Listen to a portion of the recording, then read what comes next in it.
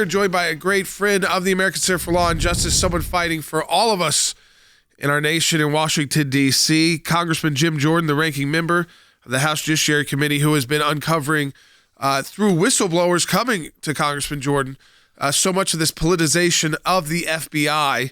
And in a new letter to the FBI Director, Congressman Jordan talks about how even when it comes to the January 6 arrests, they've politicized how they're reporting those arrests to make it look like, well, Congressman, I'll go right to you, to make it look like there's all this domestic violent extremism, DVE, going on all across the country. And trying to make it look like there's a extremist behind every door to satisfy this narrative of Joe Biden, where he called half the country fascist, half the country extremist. And understand the pattern here.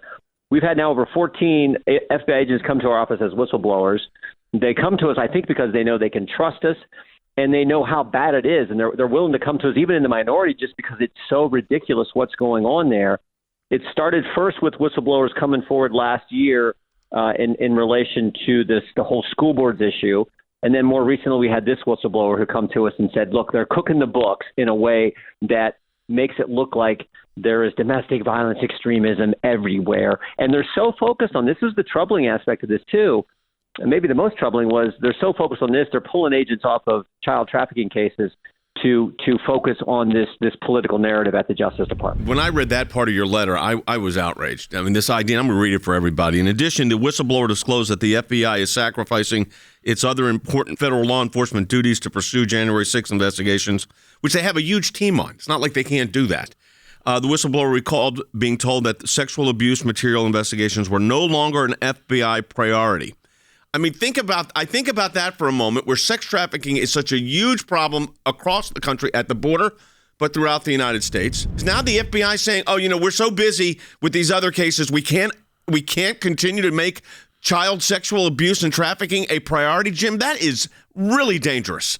Couple it with what appears to have happened in Philadelphia with this homeschool family and this pastor, where they're focusing on those kind of issues, all to satisfy this political narrative. I said it this way: the first whistleblower that came to us a few weeks ago on this issue of DVE cases, domestic violence extremism cases, said that they were juicing the numbers. They were pressuring agents to categorize all cases as domestic violence extremism, and now we find out they're cooking the books. So juicing the numbers, cooking the books, all again to fit this political narrative.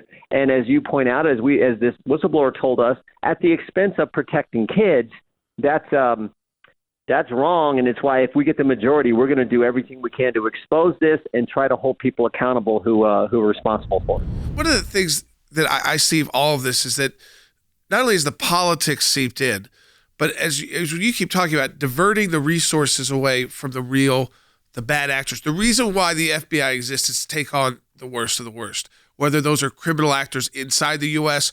that are U.S.-based, whether they're foreign terrorists, whether they are foreign cartels. And, with the fentanyl crisis, with all the drug crisis we're seeing hitting all of our communities, it does not matter where you are in the country because of what's happened at the border. Those drugs are everywhere.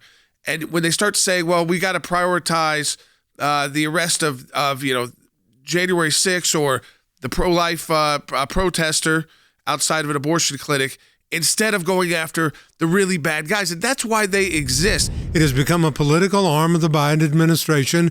It has become a political arm of the left. And it's good to know that there are those whistleblowers still there willing to go to members of Congress to say, this is how out of control it really is. So even when it comes to the January 6th arrest, they couldn't just legitimately arrest people who trespassed into the Capitol violently. No, they had to make that even a political move, so it looks like there's all these different domestic violent extremist events happening across the country. As Congressman Jordan said, which I wrote down, an extremist behind every door is how they're painting Americans. And now we have confirmation that because of their political focus, they're not doing their real work. So they're actually pawning off real serious crime. They're pawning off to the local police departments who are overworked, highly criticized by the left. The FBI doesn't have to deal with any of that. You never hear about them on body cameras. Yep. Like overreaction. For instance, 20 FBI agents showing up at a pro-life father's door. because he pushed somebody a year ago. In that case, got thrown out. And that's not an overreaction that we should all be screaming defund the FBI?